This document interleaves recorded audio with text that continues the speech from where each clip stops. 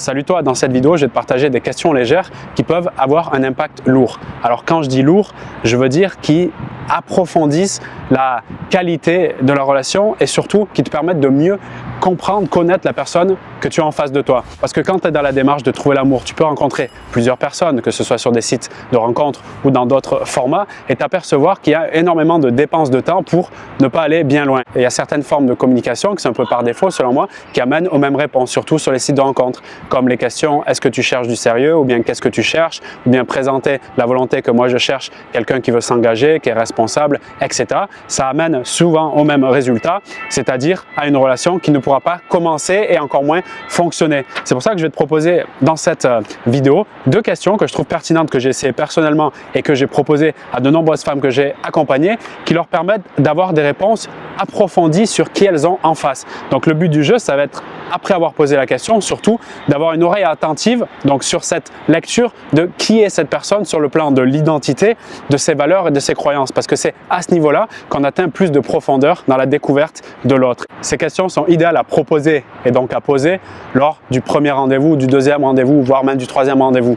Je le déconseille sur des formats écrits, notamment dans des rencontres en ligne où justement on n'a pas encore eu cette connexion, cette présence, ce regard en face pour pouvoir justement évaluer qui c'est qu'on a en face de nous. Donc c'est très important justement d'avoir ce contact visuel pour avoir la capacité de comprendre ce que l'autre est en train de vivre au moment où il nous partage sa réponse. Pour chacune des questions, je vais t'expliquer les mécanismes qui se cachent dessous et en quoi elle est intéressante selon moi. Donc la première, c'est quoi pour toi une fille casse-couille? Alors, à la place de casse-couille, tu peux remplacer, c'est un vocabulaire un peu populaire, on est d'accord, mais c'est quelque chose qui va être compris par la plupart des gars. Donc si c'est à Marseille par exemple, tu peux dire c'est quoi pour toi une fille qui fait la Mac? Parce qu'apparemment c'est un discours qu'on peut retrouver là-bas. Et tu t'adaptes bien sûr à la linguistique, au langage de la personne en face de toi pour qu'il te comprenne. Mais j'ai remarqué que globalement, casse-couille, ça crée ce pattern de surprise qui capte l'attention, qui donne envie justement d'aller chercher une réponse. Alors pourquoi? La question, c'est quoi pour toi une fille casse-couille? Alors vous parlez de cul, non? Ah ouais, moi je parle plutôt de cœur. Ah d'accord. Ça change un peu.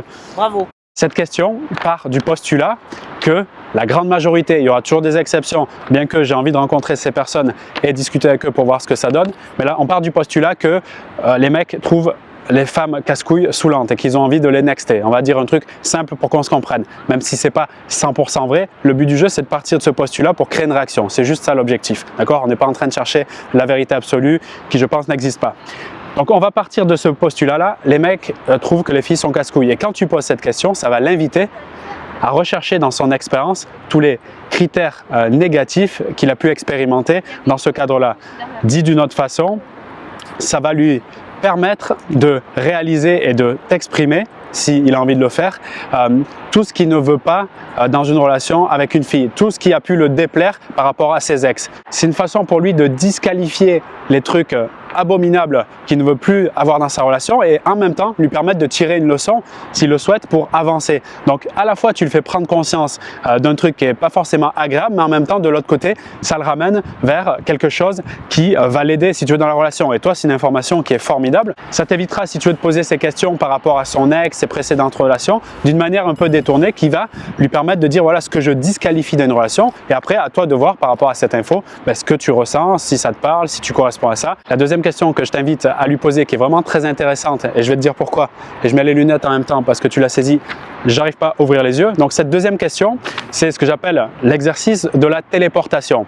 Alors écoute bien ça, très simplement imagine tu es dans une bonne ambiance avec lui, vous mangez ou c'est cool, enfin tout va bien et tu lui dis tiens imagine, tu sais, comme ça, dans un monde idéal, tu as une cabine de téléportation juste devant toi maintenant. Alors les conditions qu'il y a par rapport à cette merveilleuse cabine, c'est que tu peux y aller donc, directement maintenant, c'est ça qui est génial. Tu peux choisir un endroit dans le monde où tu veux aller et tu peux y aller une seule fois simplement. La question c'est qu'est-ce que tu ferais dans l'endroit que tu as choisi?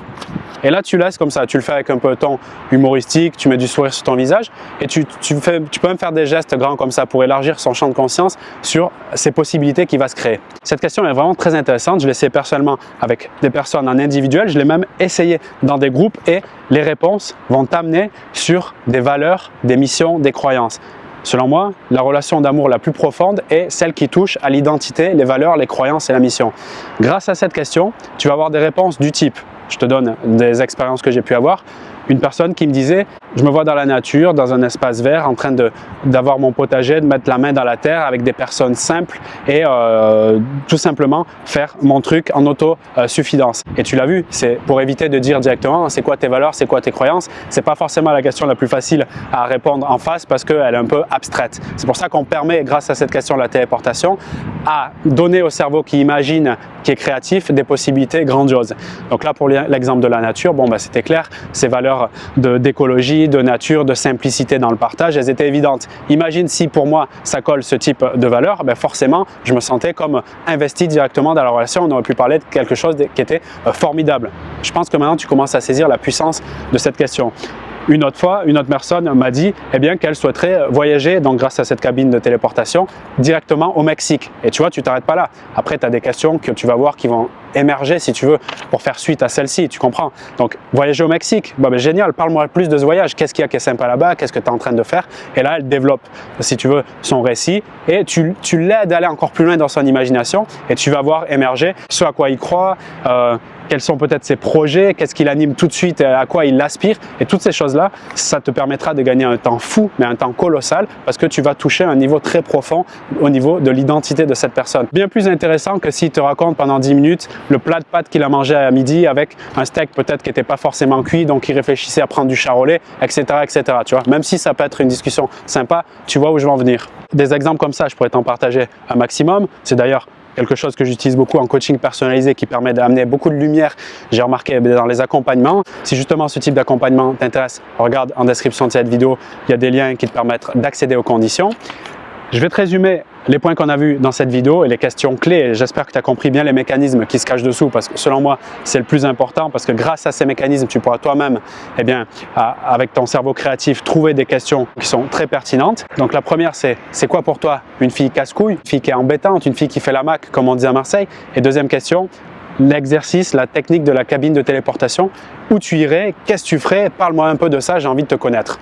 Donc ça, si tu le mets en place, ça va être un truc énorme en termes de gain de temps. Fais-moi le savoir justement en commentaire si tu as utilisé des méthodes pour poser des questions différentes de ce qu'on peut connaître et qui est assez classique et franchement, il faut le dire, très saoulant pour un mec, surtout sur les sites de rencontres comme tu cherches quoi, tu veux du sérieux, etc., etc. Donc mets ça en commentaire. Et si tu veux aller plus loin, découvrir tous les secrets pour l'attirer dans tes bras, j'ai créé une formation offerte, donc une formation vidéo que tu vas retrouver également dans la description de cette vidéo. Si tu es ultra motivé, tu n'auras pas de mal à la trouver. Moi, je te retrouve de l'autre côté et je te dis à très vite sur la chaîne. Salut à toi.